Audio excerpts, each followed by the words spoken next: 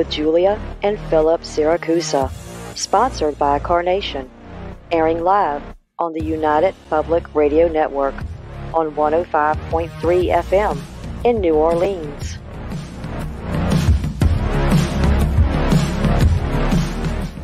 This show's entrance has been edited, produced, and directed by Gwen Clapper from Perfect Trust Productions, LLC. You can find us at perfecttrustproductions.com. Hello, everyone, and welcome to Monday night's segment of Horsefly Chronicles Radio with myself, Julia Siracusa, and Phil Siracusa. We're broadcasting live from the International Public Radio and the United Paranormal Radio Network on 105.3 FM from New Orleans. This evening's show is fully sponsored by Carnation, so we want to thank them for their sponsorship. You'll have to do a few things in order to participate. Go over to our YouTube channel, UFO Paranormal Radio or International Public Radio. You can also go into all of the Facebook stations, UFO Paranormal Radio Network, UFO Undercover with Joe Montaldo, News on the Flip Side, also Twitch, SoundCloud, and Podbean. Also go over to our group, Horsefly Chronicles Radio, if you haven't, and join. And if you have any questions for our guests, please ask. So tonight, guys, we have an amazing guest. So please welcome back to the show, June Lundgren. June is a psychic medium, animal communicator, healer, nurse, demon seer, international paranormal investigator, and author with over 40 years of experience in the paranormal field. June served in the military, where she trained as a nurse and EMT. After returning home from the military, she continued to work in the medical field as a nurse and is currently the founding member of ghostandgirlsparanormal.com. You can also find all of her books on Amazon.com too. So please, let's welcome her to the show. Welcome. Oh, thank you for having me. Thank you for coming on. It's been a couple of years. Yes. Yeah, it has. It has. Time flies. This is true. It really does. So, June, just let's go to the beginning for anybody who may not know you on our new network. Tell us, what happened as a child that you can communicate with spirits, animals, and angels. Sorry, Phil's distracting me. I was given to my grandmother to raise when I was a couple of days old, and my grandmother's a psychic medium, and she knew I had abilities from the get-go because all the animals, my grandmother had a farm, all the animals would come and gather around my crib and sit there for hours. And she knew I had to be communicating with them. And as I grew older and was able to, talk more and understand, then I could tell her more of what I was seeing. And up until I was about 4.5 years old, I saw demons like most people do. As a child, I saw them as like a black mass. And when I was about 4.5, it changed. I started seeing them in their true form. And it scared me at first. And Michael the Archangel, he was with me from birth. He said, don't worry about it. You're seeing them through angelic eyes. You're seeing them as we see them. He said, I won't let them hurt you. So you don't have to worry about that. He says, I want you to study them. I want you to watch them. I want you to learn how they work, what they do. And, he says, can you do that? And, you're a kid. It's like, yeah, whatever. But I've been able to see them and understand them forever. I can see both realms of existence, both the white light realm as well as the dark. And I died in 1988 in a motorcycle accident. And it was when I went to the other side, my grandmother was there waiting for me, and Michael was there. He says, you've been brought here because you have to understand who and what you are. he says, you have a job to do. And he took me over to, it's like everywhere was clouds, and it was a feeling of absolute love and acceptance. And this cloud turned into a bay window. He said, look down there. And I saw the earth, and I saw every living soul on the earth. He said, you see, they have lights coming from them, strings. I said, yeah. And he said, some of them are lit up, some of them are not. That the ones that are lit up are the people that have made the soul connection to our realm of existence. And he says, the other ones have yet to make that transition. And I'm like, okay. And I asked him, I said, well, if heaven exists, what about hell? And he took a couple of steps forward, and he waved his arm, and this just black hole opened up, and I could see people, reaching up, and screams were horrible. And then he waved his arm, and it disappeared. He says, you have to understand, you're not this physical body. He says, that is just a shell. And then he touched my forehead, and I relived all of the lifetimes that I had lived in the physical world. 130 of them. This is the 131st lifetime. Wow, that's pretty. I like the way you explained everything, and it's pretty impressive. Let's go back to the demons. First question: you said that you've seen demons as we've seen them. Yeah, most humans see demons as they wish to be perceived. They look into your mind, and they pull out an image that you have of what they should look like. If you think they should look like a horned goat, or half man, half goat, or some other thing, that's how they make you see them. They can't do that with me. I see them in their true form. They're about 7 feet tall. They have 12-foot wingspan. They look a lot like archangels in that way, but that's where the similarities disappear, because they're ebony black. Their face has almost no features whatsoever, except the eyes. The eyes of an old demon are yellow, and a lesser demon and minions are red. And when you look into their eyes, it's every evil that you can ever conceive of, and some that you've never seen or heard of before, and you never forget. I mean, it's the stuff that nightmares are made of. And yeah, you you understand demons? Oh yeah, unfortunately, How is that possible? How do you understand demons? It's easy to understand demons. Demons have an agenda. They have motives. They have a mode of how they work, when they work, what's attracted to them, what they're attracted to, and what they look for in a victim. All kinds. I've written a couple of books about them, and it's just people think that they're only attracted to bad people, or they're only attracted to people who do drugs or things like that. But that's not true. You could be at the right place at the wrong times. Just, it can be that simple. Yeah. So you can see them. Is that often? I can see them all the time. But the thing is, most of the time I just ignore them unless they're bothering someone. If they're bothering someone or attacking someone, then I'll take them out. But for the most part, they just pass by. They don't want anything to do with me. If they're smart, they don't. And most demons don't look beyond the shell that encases me.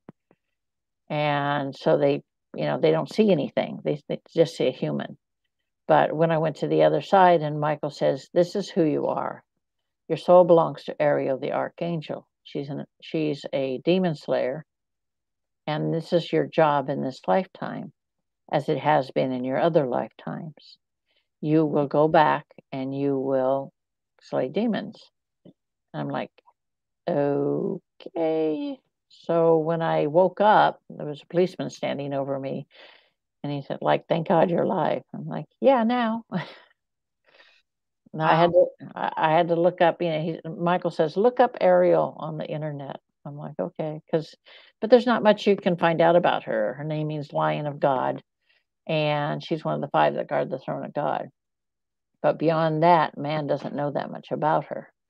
But of course, I've gotten to know her intimately, and unfortunately for me sometimes, because she has attitude. Are demons fallen angels? What happened was, okay, you could call them that. The thing is, before the war between heaven and hell, the dark ones were with us in the light, and we had traveled for billions of years and seen everything we could, learned about everything. And then some of the souls said, "You know what? We'd like to be physical again. We'd like to have children. We'd like to grow old together. We'd like to know physical love." And Lucifer and his followers didn't want anything to do with that. And that's what caused the war. And once the war was over, Lucifer was banished. Him and his followers were banished. God said, "You cannot live among us. It would create too many problems." So he opened a rift into a dark realm, and he put them in there, and they've absorbed the darkness of the realm. So that's why they're dark. And over hundreds of thousands of years, they've grown angry, they've grown vengeful. They want to ruin man, because each human carries a white light soul, and they blame them for putting them in the dark. Okay. Interesting. She answered my question. So you can point. You're obviously, you see them for what they are, so you can tell the difference between a demon and a dark shadow, or a negative. Or is the dark shadow a demon? Or a negative earthbound spirit? You can right. tell the difference. There are classifications. I break it down like old demons are the most powerful and the most intelligent. Lesser demons are like hormonal teenagers running around, causing problems, creating chaos, these are the ones you'll find mostly in the physical realm. And then there are the minions. There's the creepy crawly dudes that crawl up the walls and the ceilings and stuff, and can make themselves look like spiders and pieces of sticks and stuff. And then there are like the shadow people, and they're a minion. And then there are the harpies, which there are not very many of those running around, and they prefer their own company, just like the shadow people prefer their own company. So those are, you've got all these different ones. So you said that the demons don't want nothing to do with you, because you went to the other side on a near-death experience and met. Well, they don't want anything to do with me because Ariel, she resides within me. Okay. People say that when I do a removal and there are people there, that I have physical manifestations. So wings come out of my shoulders, my eyes turn white, my voice changes, and my face changes. And once Ariel's out, they fear Ariel because in the war between heaven and hell, Michael disarmed Lucifer, but Ariel disarmed his son. Okay. So where do you send them? I kill them. They no longer exist. It defeats the purpose to send them back into the dark realm, because they'll just come back again. Right. So then you're saying you actually kill something that doesn't exist?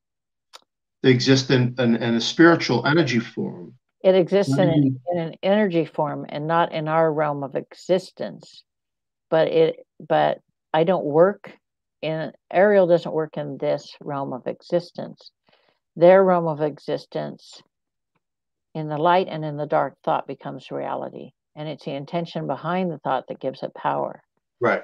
So when I fight a demon and end up killing it, Ariel is white light, complex white light energy. It's white and gold energy. And the demons are dark energy, dark matter. And so when she slices through one of them with her sword, it turns into I can see it just disintegrate into like sand particles. Okay. And it just goes out to the stars, and it is no more. Okay. So I'm going to just pick out a name, Asmodeus, which is a demon. Mm-hmm. So let's just hypothetically say that someone calls you, they're being affected by this particular demon that is identified as Asmodeus. Okay. You turn into this other being and kill Asmodeus. Mm-hmm. So there is no more Asmodeus, or does Asmodeus have multiple imprints within the physical realm? No, it actually ceases to exist. And when I wrote The Dark Side of the Paranormal, the book contains, the demons' fears, their weaknesses, how they work. Demons fear death because when they die, they cease to exist. Their consciousness, all that they were, it actually exists no more. Unlike us, when we die, we just go around and come back again and try it all over again. But demons can't. Right. Are there a lot of demons roaming the earth? Yeah. So then if there were more people like yourself, then earth would be a better place? I think so. We're doing a lot of removals of ancient demons right now. We're working on a lot of ancient demons, and they're even older than Lucifer and the old demons. They've been around long before mankind. But they can control things from different realms of existence. And so it's a matter of finding them. Each demon resonates on a different frequency. Right. And the ancient demons have a frequency all their own. All demons have low frequencies, and you just have to know which frequency to listen for. And when you find them, then you can kill them. Yeah, that's when the fun begins. I would love. So then you're not afraid. No. And they can't affect you in any way. But it does seem to me that the world right now is upside down. It is. And there's a lot of chaos. So I would have to say that it's being taken over by acts of evil, between wars and plague and starvation and everything else that's going on more than ever. So then there's a spiritual battle going on right now. There is. And I'm training other warrior angels to become demon slayers. Most of the people that come to me and seek knowledge are warrior angels. There are over 300,000 warrior angels born into the physical right now. Wow. And over 3 billion angels walking the earth at this precise time. There are 7 of us archangels, and our job is to train others so that they in turn can help with the removal of the demons and help mankind. Very interesting. I would love to get June to our house. Oh, yeah, that'd be fascinating. Yeah. I'd like to see some action going on there. Do you think that demons and aliens have anything to do with each other, or it's two separate? Two separate. And do you think on those realms that aliens know what demons are? They have their own particular, I know it's going to sound weird, but they have what I call space demons.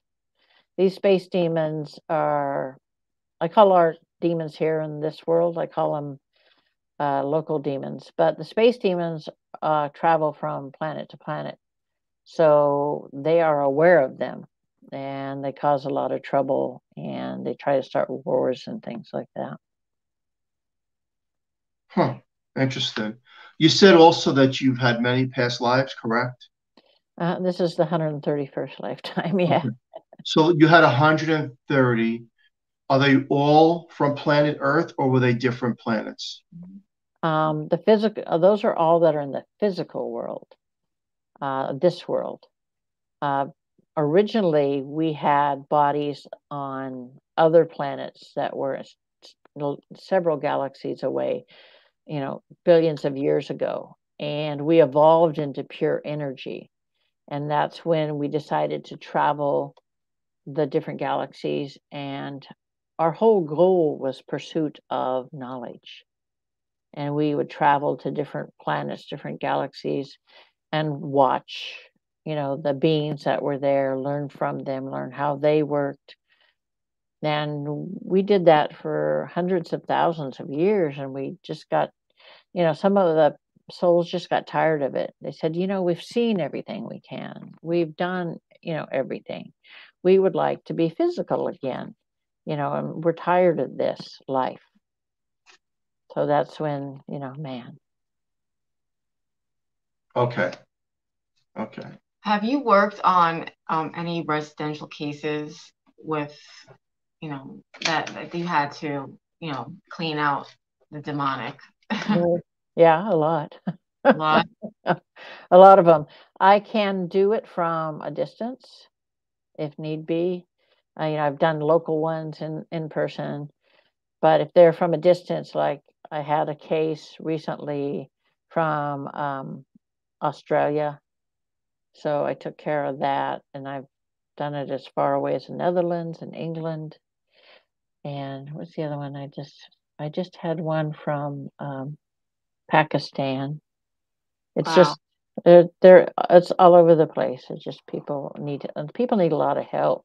I have sitting in my email box over 100 requests for help to remove demons. Yeah. If you have this energy and this spiritual power, then do you have the power to heal others Yes. that are sick? Mm-hmm. I do. You do. Yeah. God gave me the gift of laying on of hands a long time ago, and I don't have to touch anybody anymore. It's evolved to the point where I can do it from a distance, and I do it from a distance. So you heal people that are sick, and that's great. Mm-hmm. And what are our different forms of animal communication that you do receive? I get conversations like you and I are talking. That's the difference. I don't get pictures per se. Some people just get pictures. Some people get feelings. Some people get, like a motion picture, images, words. They may get a word here or there, but I have conversations with them like I'm having a conversation with you, because it's all done telepathically, and angelic beings can do that. Because Ariel can do that, my problem is I attract animals, and people that think that their animals are going to attack me or whatever, when I go there in person, animals like licking me to death, so, because animals can see the angelic energy, and they're more than willing to talk to you. Yeah, that's true. That's fascinating. They don't have the baggage we have, Yeah. The humans. I have a dog right now she's 15, and she's going through her end life stage, and yeah, she knows. It's like I told her, I said, when you're ready, just shout, Yeah. I've seen my husband I've married for 33 years. 34 years. Ooh, scary. And we started out, we had 8 dogs. We have a farm, and they've all died of old age over the years, Wow. Let's talk about your book. So you have quite a few books out there. Oh, yeah. What inspired you to write, to really sit there and write your books? Well, it started in 2008 when God said, listen, I want you to write a book. And I'm like, really? About what? And he's like, I don't care what else you put in it, put information in it, but I want people to understand that I do hear their prayers. I give them what they need, which is not necessarily what they want. He says, as long as you put that in there, I'm good. I'm like, okay. So I did a medium's guide to the paranormal. And when I was writing it, he also gave me some prophecies that I've put in there and there were 10 of them. He's giving me doing automatic writing, and I'm like, I never do automatic writing. And he's like writing through me. I'm like, you got to give a little more information, because that's not going to cut it. You got to explain to people what you're trying to say. But that started me writing. I wrote the first one. It took about a year, but I wrote it. So I kind of simplified it and touched on a lot of different subjects, things that people have always asked me about. And people tell me that it's like, sitting down with somebody and just having a conversation. And that's how I like to write. But then I thought, okay, I'll put some of my paranormal encounters into books. Mm-hmm. So I wrote Paranormal Encounters book 1 and 2. And then I decided to try, and I wrote a paranormal romance called Out of Time. And it's different. It's not your typical romance. It's written from not only the hero and heroine's point of view, but the animal's point of view, the spirit guides and guardians' point of view. It takes different ways. I thought that was interesting, and people really like it. Yeah, I love that. And then I wrote a series. I wrote the first in a series called Demon Seekers, The Journey Begins. And it's loosely based on what it is. It's going to be 7 different volumes, and each one is about a different archangel who I know. I've met them all. And so it's basically, it's a fantasy book built on that. The next one, I have about 2 chapters left, and it'll be out. It's called Demon Seekers in the Darkness, and the climax takes place in Stonehenge, which I've visited a couple of times. And then I wrote The Dark Side of the Paranormal. For years, people have been after me to write about the dark side. I was actually a vendor at a Body, Mind, and Spirit Expo because my friends talked me into it. And they said, what are you going to, because you get to lecture. And I'm like, they're so like, what are you going to lecture about? Angels. You're going to lecture about angels? No, everybody does angels. No.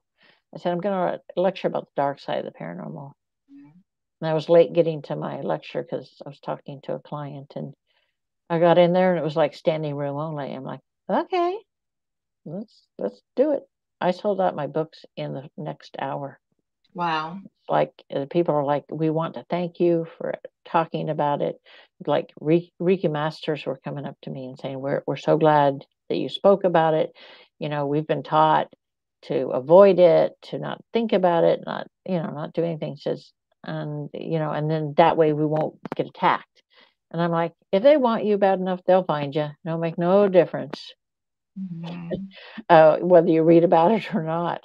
But so that got me to write The Dark Side of the Paranormal.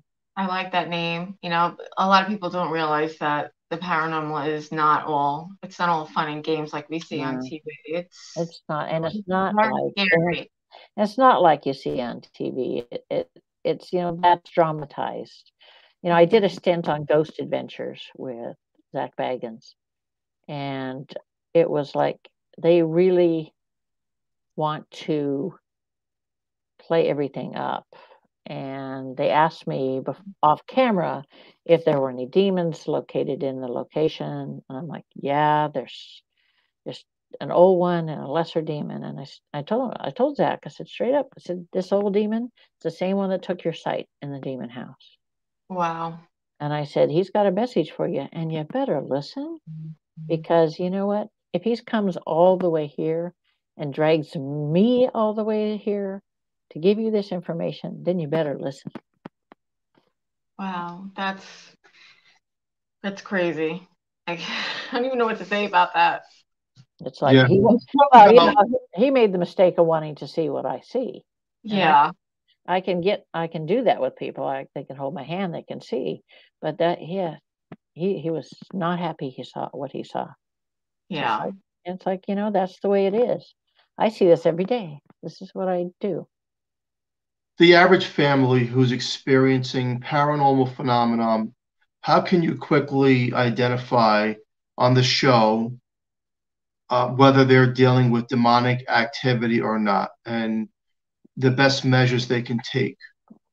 Well, I know from if I get a picture of a location or a picture of an individual, I can tell you what's there, what's not there. I can tell you whether it's earthbound, whether it's demonic, or maybe it's just grandma. The things to look for when you're talking about demonic things are, people will start to become alienated. Say you have a couple and they get along fine, there's no drama between them, there's no fighting, nothing. But if a demon decides to attach itself, or even to come live in your house for a few days, what will happen is you'll start fighting among yourselves. If there's no discord, if there's no chaos, they create it. They will cause problems between the husband and wife. They'll make the one person think, oh, your husband's cheating on you. And so the wife will get all bent out of shape and accuse him when he's really not. And sometimes they do that. Other times they'll sit and they'll watch you. And once they decide to attach, they try to isolate you from your support system, friends, family. And then they start making your health go downhill. You start having, inexplicable pains, aches. They can even activate cancer in an individual. Your finances go in the toilet. You feel like you've got a black cloud hanging over you. And when they start in with telling you, they'll speak to you and tell you that no one can help you, that you're going to die. And if you have like children, they'll say they're going to kill the children or the animals. That's how they work to get you to do what they want you to do. Yeah. Which is what? What do they want you to do? They want you to, a lot of times they want you to do things you wouldn't normally do. Other times they just want to feed off of your energy. And sometimes they can even, like I said, they can influence you to drive your car off a cliff. They can reach in and they can grab your heart and they can stop it. They just love to play. They just love to torture and cause problems. Wow. Well, that sounds pretty scary and creepy. We've kind of heard some of this stuff before. Yeah, that's really interesting. To the listener out there, these, it's true. Everything she said is very, very true. A lot of these things are, true and that we've experienced personally. A lot of people think that they can't hurt you. It's like, oh, they can't hurt you. They can't, bother you. If you're a good person, they can't bother you. I'm like, yeah, really? That would be nice. They operate. Yeah, that's not how they operate at all. Wow. You said you had a near-death experience. Who was God?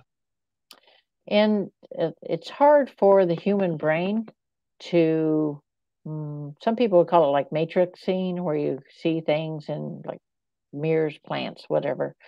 But it's hard for the human brain to to know what it's seeing. So our brains say, oh, okay, so God looks like this. So how I see God, I see him in his true form. He's pure energy, and he has kind of a silhouette, and the energy is pure and it's powerful, and he can create a hand or a leg or, face, whatever makes the individual more comfortable.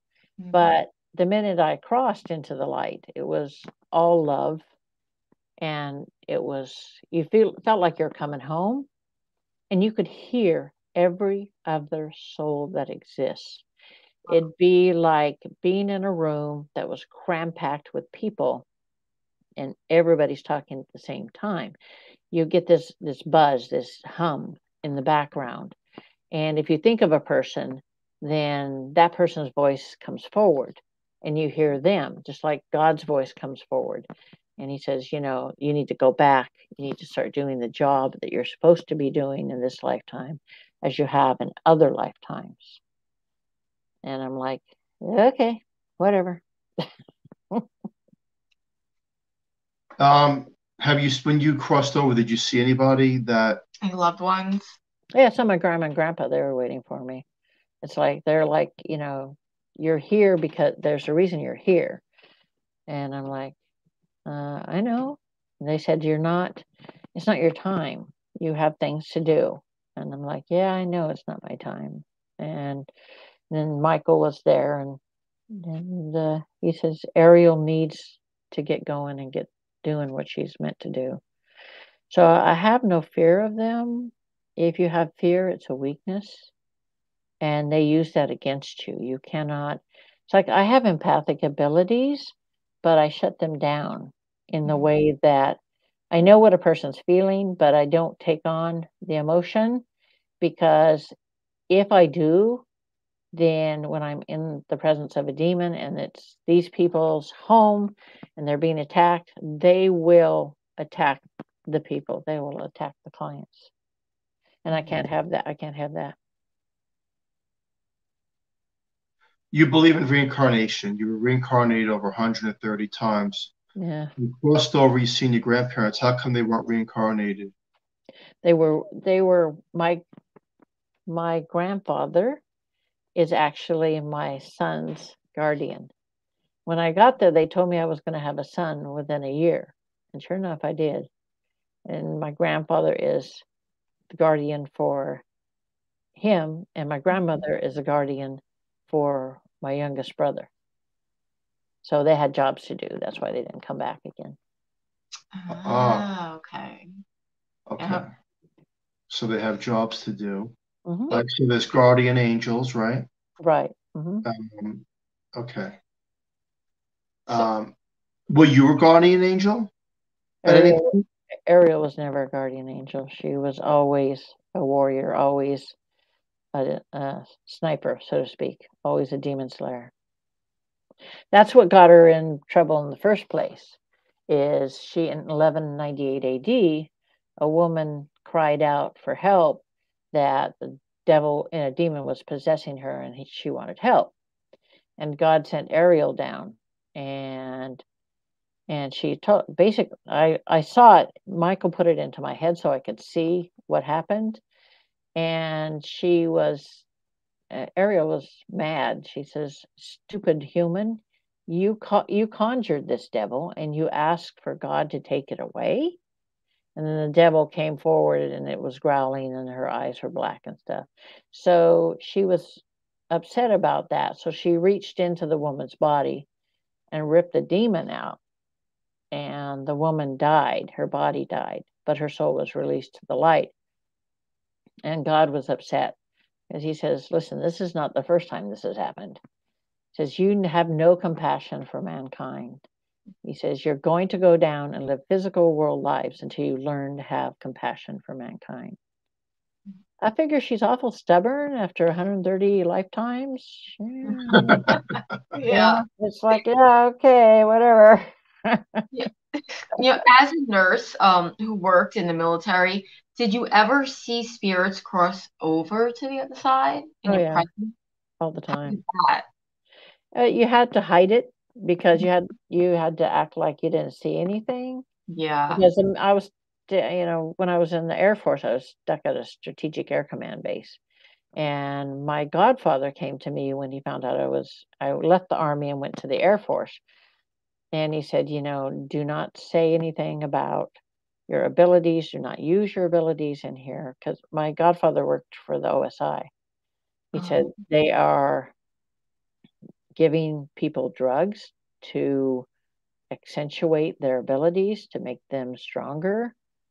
And he says, I don't want you involved in that. And so I kept it hidden. My friends were the only ones who knew, the ones that were closest to me. But when somebody would die, I would see them leave their body, and they'd say goodbye, or they'd turn around and look at me, and then just go into the light.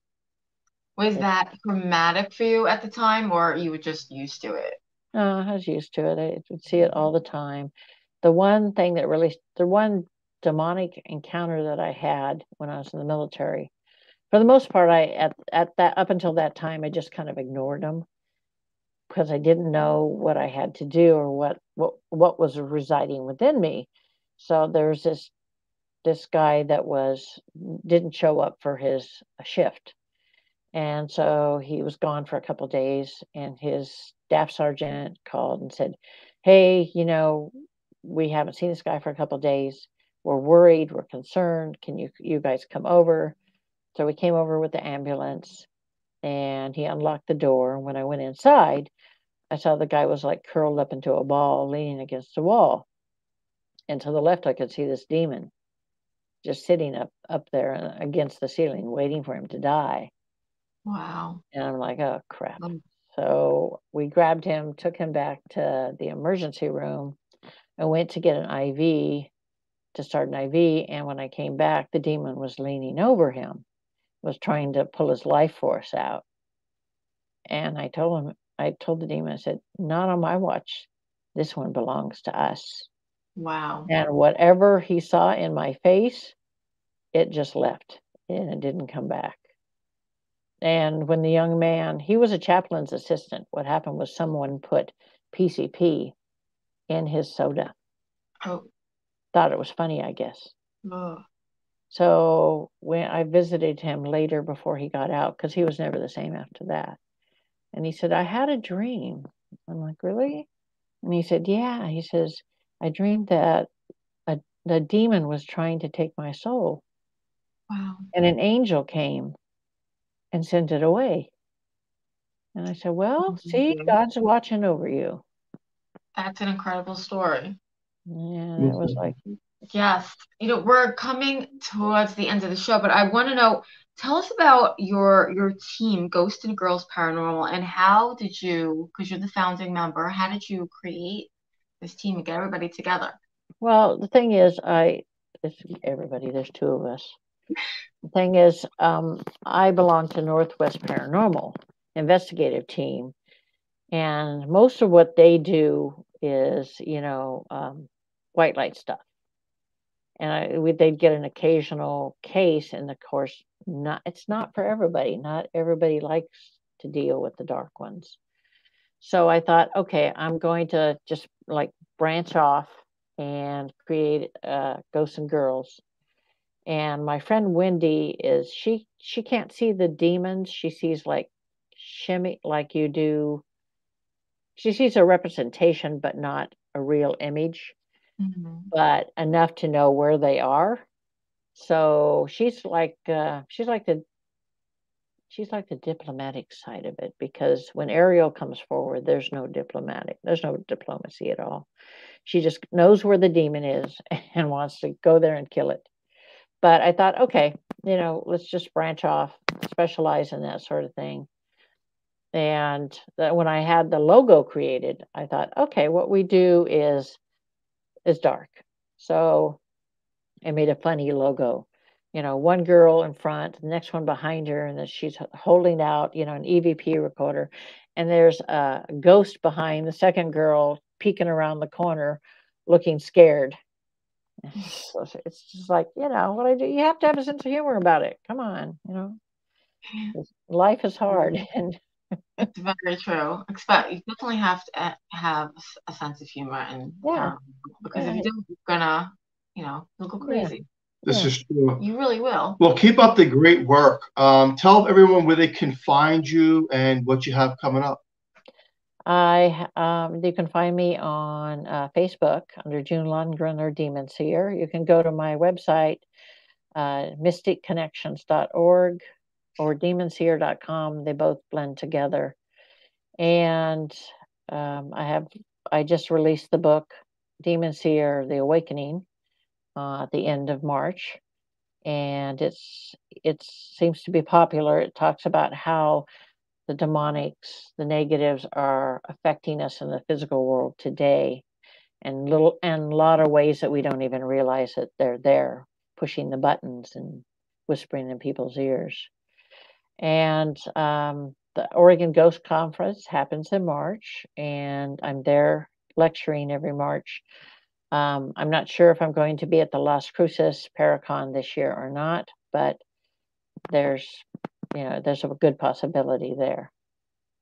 Awesome. Well, thank you so much for coming on Horsefly Chronicles This has Radio. been a very, very, very good show, full of knowledge. I got all of my questions answered tonight. Yes, really good. You got all your questions in. Definitely. Well, thank you so much for coming on. And Julie, wrap it up. All right, guys. Well, special thank you to Carnation for sponsoring the show from day one. We love them.